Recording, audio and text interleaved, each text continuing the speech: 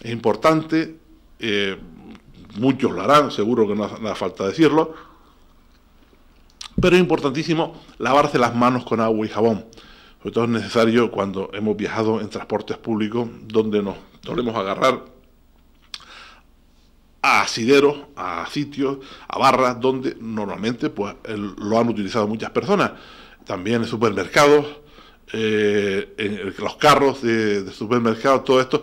Yo no digo que haya una infección general, que haya una pandemia de infecciones de virus por ahí, pero no sabemos si esas personas que han estado ahí, pues tienen problemas. Entonces lo más lógico y lo más higiénico y lo más normal es que antes de tocar nuestros alimentos, antes de estar en nuestro hogar, nos lavemos las manos con agua y jabón.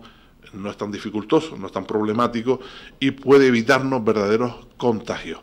También no debemos abusar de los antibióticos. El uso excesivo de antibióticos hace que los microorganismos se hagan resistentes a la medicación y resulte más difícil eliminarlo. Por eso siempre esas campañas de que no automedicarse, no abusar de los antibióticos, es el médico el que tiene, el especialista el que tiene que mandarlo, sí, porque ya a veces también los especialistas los mandan muchas veces de forma inadecuada. Y lo digo aquí ciertamente porque ustedes lo saben y yo lo sé, de que muchas veces hay algunos que mandan antibióticos sin ser necesarios, sin hacer un estudio de esa mucosidad, un estudio de esas segregaciones de nuestros cuerpos, para saber exactamente qué tipo de microorganismos nos han atacado y nos va a mandar un medicamento, un antibiótico que no nos va a hacer nada y lo único que nos va a hacer es hacernos resistentes, es decir, hacer que ese microorganismo se haga resistente a ese antibiótico y por tanto, el día que nos haga falta, el día que tengamos que tomar un antibiótico para eliminar una dolencia, ese ya no nos va a valer de nada. Nunca debemos automedicarnos, pero también debemos exigir a veces esa facilidad que tienen algunos galenos en prescribir antibióticos sin valorar exactamente si es el antibiótico adecuado para esa dolencia. Además, el uso del antibiótico no resulta indicado para el tratamiento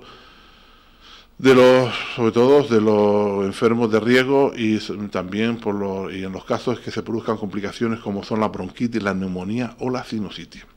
También tenemos que cuidar mucho nuestra alimentación, una alimentación adecuada, rica en alimentos vegetales naturales, resulta imprescindible para mantener nuestro organismo con un sistema inmunológico en mejor estado, permitiéndonos, por tanto, esa lucha y tratar de vencer a esos microorganismos que tratan de introducirse en nuestro cuerpo. Lo que es mantener el grado de humedad ambiental adecuado, qué difícil es eso.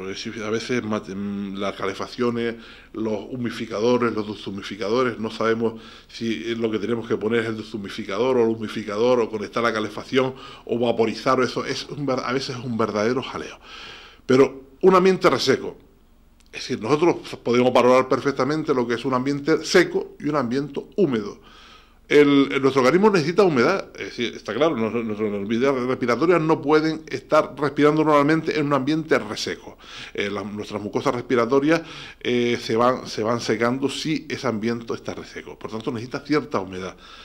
Si tenemos un ambiente reseco, por lo normal es que aportemos una serie de humidificadores o vaporizadores durante el invierno en lugares, sobre todo donde usamos calefacción, y una buena manera de aumentar con esto aumentamos lo que son la humedad ambiental y evitamos que las fosas nasales se resequen.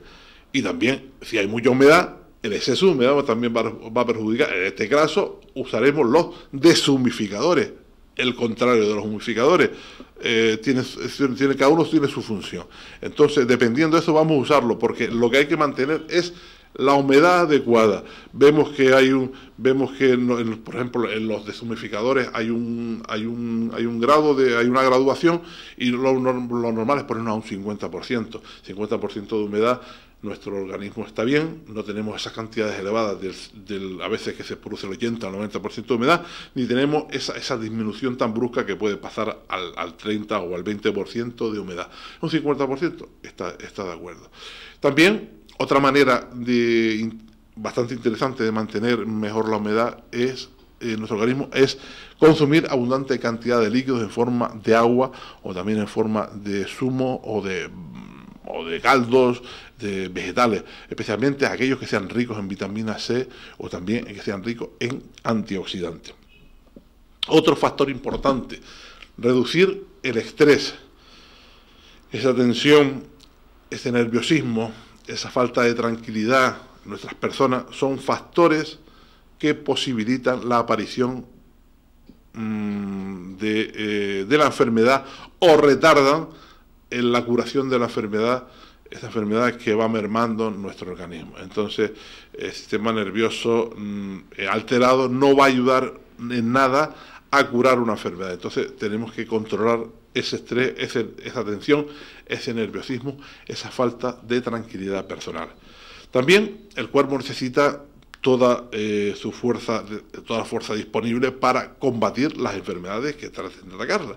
Por tanto, las enfermedades de invierno requieren descanso, reposo en la cama.